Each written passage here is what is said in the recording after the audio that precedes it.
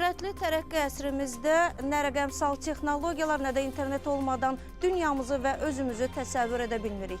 İnternetdə sürətlə yayılan manipulativ informasiyalar tək bizim deyil, uşaqların da şuurlarına öz təsirini göstərir. Zamanına əsasən internet məkanda keçirən müasir məktəblər arasında artıq kiber aləm və onlayn oyunlardan asılılıqdan əziyyət çəkənlərin sayı da az deyil. Media Lab efirdədir. Uşaqlarımızı rəqəmsal dünyanın təhdidlərindən necə qoruya bilərik? Kiber məkanda uşaqlar üçün zərərli məzmunlar hansılardır?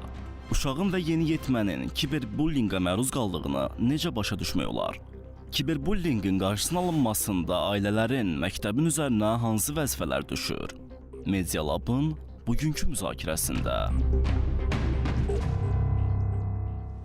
Unutmayın, uşaq mobil telefonla oynamaq və ya tablet ekranını barmaqla idarə etmək arzusu ilə doğulmur.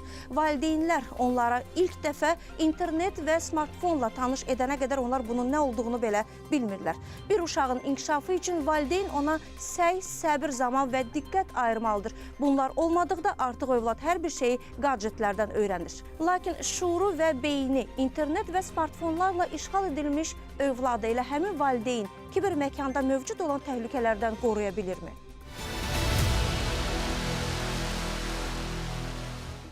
Hazırki dünyamızda texnologiyaların inkişafı bizə həyatı asanlaşdırsa da bir o qədər ziyan verir. Belə ki, kiber məkanda uşaqlar üçün ziyanlı və zərərli məzmunlar baş alıb gedir. Müxtəlif formatlar azyaşlıların psixoloji, emosional və fiziki inkişafına mənfi təsir göstərə bilər.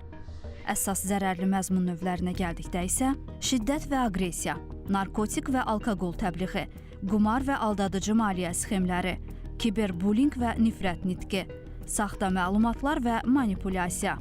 Valideyn nəzarəti funksiyasını valideynlər uşaqların telefonunda, alətlərdə, smartfonlarda qoşmayanda, burada artıq uşaqların qarşısına filtrsiz məzmunlar çıxır.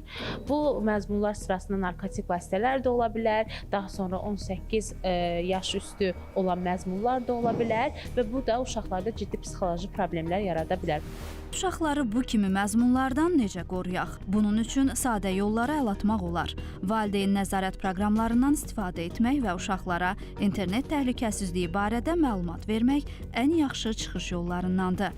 Biz tövsiyə edirik ki, mütləq şəkildə valideyn nəzarəti funksiyası hər bir mobil tətbiqdə, bütün proqramlarda bu var. Əgər bunun necə istifadə olunması qaydası ilə vətəndaşlarımız, valideynlərimiz tanış olmaq istəyirlərsə, biz onları elektron təhlükəsizlik xidmətinin sosial media məcralarından biz paylaşırıq mütəmadi olaraq, maarifləndiririk, girib tanış ola bilərlər ki, bu funksiyalar necə aktiv olur. Azyaşlıların kiber məkanda təhlükəsizliyi üçün onların onlayn fəaliyyətinə diqqət yetirmək əsas məqamlardan biridir.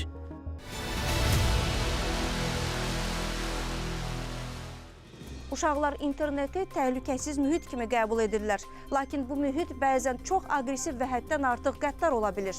Əfsuslar olsun ki, kiberbullying artıq bir çox müasir ölkələrdə məktəblərin gündəlik və böyük bir probleminə çevrilib. Və əksər hallarda valideynlər övladının kiber məkanda qarşılaşdığı təhdidlərlə bağlı məlumatı ən son halda alırlar.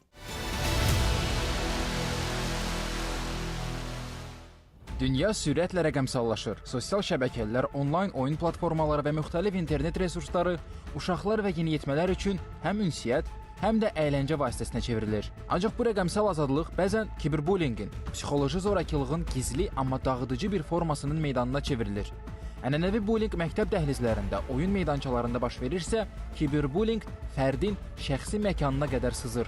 Onun özünü güvəndə hiss etdiyi yerdə, evində belə rahatlığını əlindən alır.